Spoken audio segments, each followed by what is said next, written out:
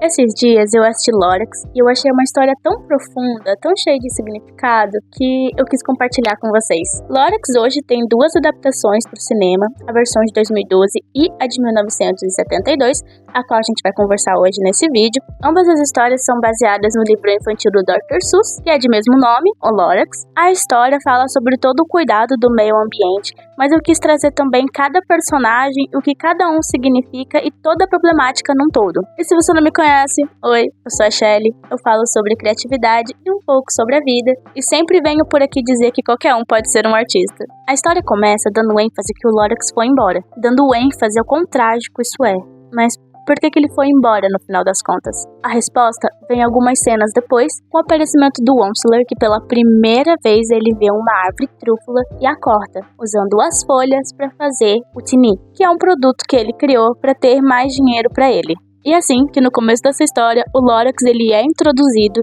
dizendo que fala pelas árvores. Onceler não dá a mínima, ele continua cortando, vendendo e produzindo, chamando outras pessoas para produzir com ele, até que a situação fica completamente trágica. E o Lorax até tenta conversar mais uma vez com o Onceler. Porém, até neste momento, ele até tentou parar para ouvir, mas eles são interrompidos por uma funcionária, dizendo que as ações estão mais altas do que nunca. E aí ele perde a atenção que ele tinha, e tudo que para ele importa é o crescimento da empresa dele.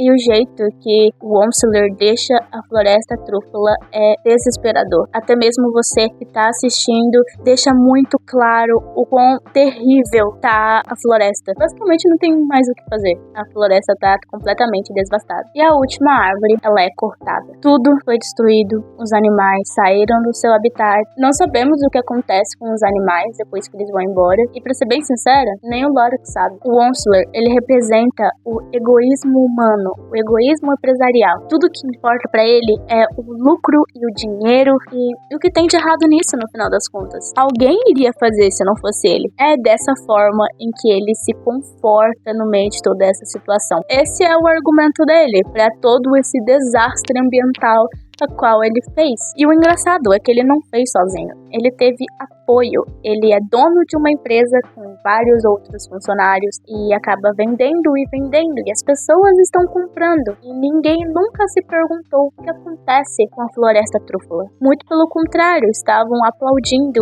e festejando que a empresa estava muito alta, estava crescendo o bastante, sabe? E não só o Onceler, como todo mundo representa esse egoísmo. Mas o Onceler é o nosso protagonista da história e é o nosso vilão da história. Então ele representa tudo isso, porque ele influencia todos. Mas não existe mais floresta trúfula, não existe mais nada em que ele possa fazer. Não tem mais produto, não tem a matéria-prima para ele fazer o produto dele. Ele vai à falência, não tem mais o que fazer. Tudo que ele fez foi em vão, por uma sede de crescer que agora não vale mais a pena. Lorax, o tempo todo avisando, o tempo todo ele estava pedindo ajuda e nada ele conseguiu fazer. Lorax falava pelas árvores, mas ninguém ouvia. Lorax, vendo toda essa catástrofe, ele vai embora. Ele não acredita mais no ser humano, ele não acredita mais no Onceler, ele não acredita mais em que exista bondade no mundo. E sem esperança, ele não volta mais. A situação foi tão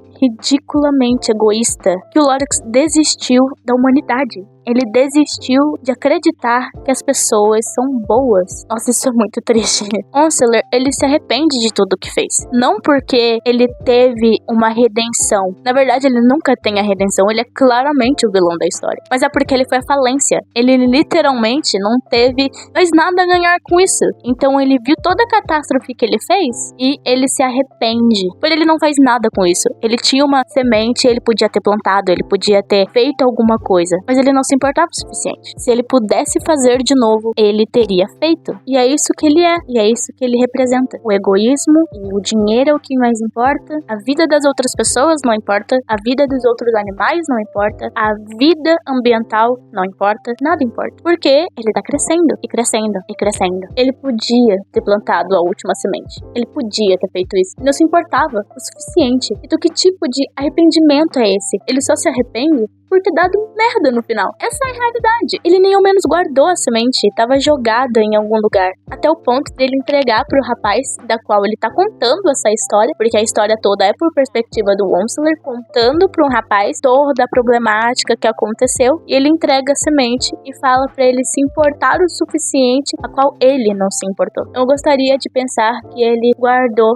a última semente da trúfula, nem ele vai ver o resultado disso. Uma árvore trúfula demora 10 anos para crescer completa. Uma semente de trúfula demora 10 anos? Eu não consigo nem imaginar quanto é uma floresta inteira que o Wonsler destruiu. Gostaria de pensar que em algum momento Lorax volta, mas o final acaba em aberto. Não sabemos se o menino plantou, não sabemos se em algum momento Lorax volta, porque na verdade é uma história pra ser triste, não tem final feliz. Ela representa a esperança. Não tem mais nada a ser feito a não ser plantar uma mínima semente que a gente nem sabe se germina. Wonsler, ele é de fato o vilão da história, e não importa quantas adaptações façam dizendo que ele se arrependeu no final e o Lorax volta. Eu gostaria de pensar que o Lorax volta, mas sinceramente eu não sei. Eu vou ter que usar agora o áudio original da câmera, porque aparentemente o meu microfone foi pro Beleléu. Eu até esqueci o que eu tava falando. Mas é isso. Esse é o final da história. A gente não sabe o final da história de verdade. Gostaria de pensar que o garoto, a nova geração, representa a esperança. E o Lorax, ele representa toda essa parte da vida, da natureza.